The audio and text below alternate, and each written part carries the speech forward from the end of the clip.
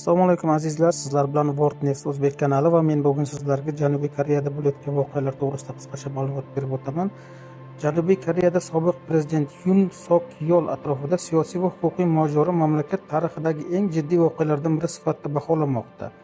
Prokuratura uni davlatga qarshi qo'zg'olonni boshqarganlikda ayblab, suddan unga nisbatan o'lim jazosi yoki umrbod qamoq jazosi tayinlashni so'radi.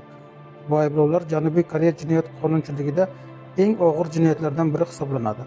Prokuratura ta'kidlashicha, Yun Sok Yeolning harakatlari davomida hech kim halok bo'lmagan bo'lsa-da, lekin uning 2024-yil dekabr oyida harbiy holat joriy etishga bo'lgan urinishi demokratik tuzumga qarshi zo'ravonlikka teng holat sifatida baholanmoqda. U parlament faoliyatini to'xtatish va davlat boshqaruvini kuch bilan nazoratga olishga uringan. Bu esa diktatura va uzoq muddatli boshqaruvga o'tish niyati borligini ko'rsatadi, deya hisoblaydi prokuratura. Yun Sok Yeol esa quyidagi ayblovlarni rad etmoqda. U prezident sifatida favqulodda vaziyatlarda harbiy holat e'lon qilish vakolatiga ega bo'lganini, muxolifat esa davlat boshqaruvini ataylab falaj qilganini ta'kidlamoqda. Shunga qaramay, parlament uning qarorini noqonuniy deb topib, harbiy holatni bekor qilgan va bu jarayon Yun Sok Yeolning impichment qilinishiga olib kelgan. Bundan tashqari, prokuratura 2025-yilning oxirida Yun Sok Yeolning odil sudlovga to'sqinlik qilganlikda ham ayblab, unga nisbatan 10 yilgacha ozodlikdan mahrum qilish jazosini so'ragan. Bu ayblovlar uning huquqiy ahvolini yanada og'irlashtirmoqda.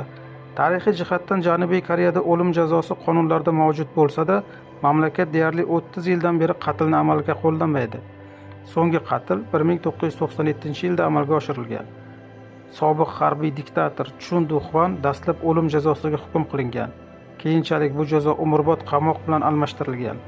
Shu sababli mutaxassislar Yun Sok Yeolning ishida ham o'lim jazosidan ko'ra umrbod qamoq jazosi ehtimoli yuqoriroq ekanini ta'kidlamoqda.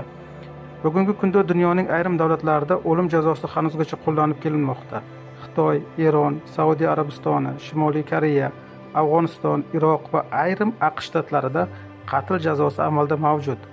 Bir qator mamlakatlarda, jumladan Janubiy Koreya, Rossiya va Tojikistonda o'lim jazosi qonunlarida saqlanib qolgan bo'lsa-da, unga nisbatan moratoriy joriy etilgan va u amalda qo'llanilmaydi.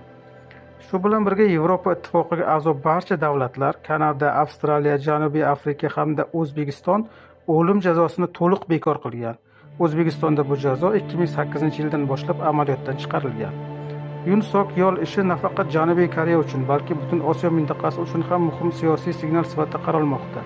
Bu holat hatto eng yuqori lavozimda turgan shaxs ham demokratik tuzumga tahdid soluvchi harakatlar uchun eng og'ir jazoga tortilishi mumkinligini ko'rsatmoqda.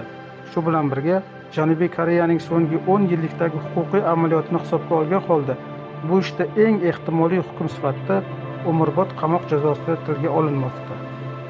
E'tiboringiz uchun rahmat. Kanalga obuna bo'ling va layk bosishni unutmang.